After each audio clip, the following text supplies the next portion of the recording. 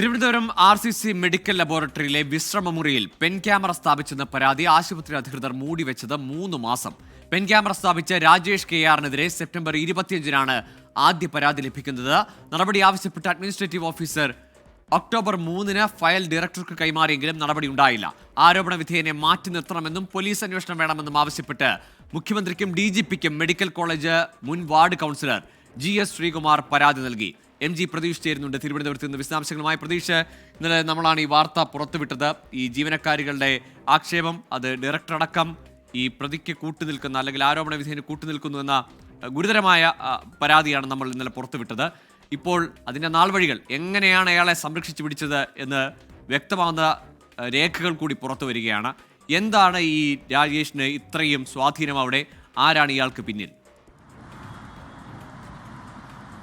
ഗോകുൽ, തീർച്ചയായും. കാരണം അത്തരത്തിലൊരു ചോദ്യമാണ് പൊതുവെ ഉയരുന്നത്. കാരണം RCCയിലെ മെഡിക്കൽ ലബോറട്ടറിയിൽ പെൻ ക്യാമറ സ്ഥാപിക്കുകയും അതിൽ സ്ത്രീകളുടെ ദൃശ്യങ്ങളും സംഭാഷണങ്ങളും പകർത്തുകയും പ്രചരിപ്പിക്കുകയും ചെയ്ത ഗുരുതരമായ സംഭവമാണ് RCCയിൽ ഉണ്ടായത്. പക്ഷേ ഈ സംഭവത്തിൽ RCCയിലെ 9 വനിതാ ജീവനക്കാർ RCC ഡയറക്ടർക്കും ഇന്റേണൽ കംപ്ലയിൻസ് അതോറിറ്റിക്കും പരാതി നൽകിയിട്ടും 3 മാസത്തോളം ആ പരാതി മൂടിവെക്കുകയും ആ പരാതിയിൽ യാതൊരു നടപടിയും ഉണ്ടായില്ല എന്നതാണ് ഏറ്റവും പ്രധാനപ്പെട്ട കാര്യം. ഈ കഴിഞ്ഞ ദിവസം നമ്മൾ പുറത്തുവിട്ടത് RCCയിലെ ജീവനക്കാർ RCC ഡയറക്ടർക്കും ഒപ്പം ഈ ആഭ്യന്തര പരാതി പരിഹാര സെല്ലിനും കൈമാറിയ പരാതിയായിരുന്നു. ഈ പരാതിയിൽ ഉൾപ്പെടെ ഗുരുതരമായ പരാതികളാണ് ഈ ആരോപണ വിധേയനായ RCCയിലെ ടെക്നീഷ്യനായ രാജേഷിനെതിരെ ഉന്നയിച്ചിരുന്നത്. ഇതിന് പിന്നാലെയാണ് RCC അധികൃതരുടെ ഭാഗത്തു നിന്നുള്ള ഗുരുതര വീഴ്ചയും പുറത്തു വരുന്നത്. കാരണം ഇതുമായി ബന്ധപ്പെട്ട് ഈ സംഭവം നടക്കുന്നത് കഴിഞ്ഞ സെപ്റ്റംബറിലാണ്. ഈ സെപ്റ്റംബറിൽ ഈ സംഭവം നടക്കുകയും സെപ്റ്റംബർ 25-ന്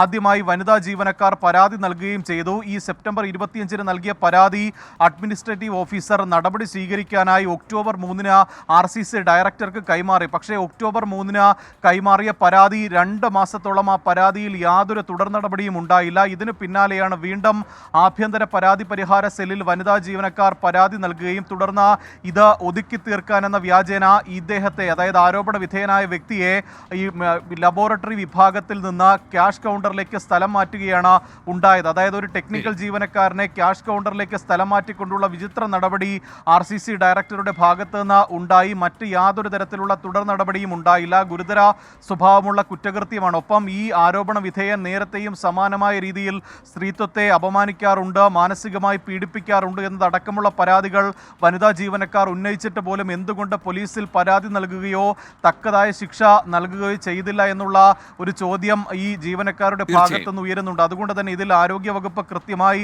ഇടപെട്ട് ഒരു നടപടി സ്വീകരിക്കണമെന്നതാണ് ഇവർ ഉന്നയിക്കുന്ന പ്രധാനപ്പെട്ട ആവശ്യം. ഗോകുൽ. ശരി, MG പ്രതീക്ഷാണ് വിവരങ്ങൾ നൽകിയത്. 3 മാസം പരാതി മൂടി വെച്ചു. എന്തുകൊണ്ട് ഒരു പെർവേർട്ടിന് വേണ്ടി ഇങ്ങനെ RCC ഡയറക്ടറെ പോലുള്ള ഒരാൾ, ഒരു ഉന്നത സ്ഥാനത്തിരിക്കുന്ന ആൾ, അയാൾക്കെതിരെ നടപടി സ്വീകരിക്കാതെ ഇരുന്നു? അല്ലെങ്കിൽ അയാളെ ഒരു താൽക്കാലിക മുഖം രക്ഷിക്കൽ അല്ലെങ്കിൽ ഒത്തുതീർപ്പ് രീതിയിലൊക്കെയുള്ള ഒരു നടപടിയിലേക്കൊക്കെ പോയി, അതും ഗുരുതരമായ സ്ത്രീകളുടെ പരാതിയിൽ എന്തുകൊണ്ട് അങ്ങനെ ഒരു ക്രിയാത്മകമായ ഇടപെടൽ ഉണ്ടായില്ല എന്ന ചോദ്യമാണ് വരുന്നത്. MG പ്രതീക്ഷാണ് വിവരങ്ങൾ നൽകിയത്.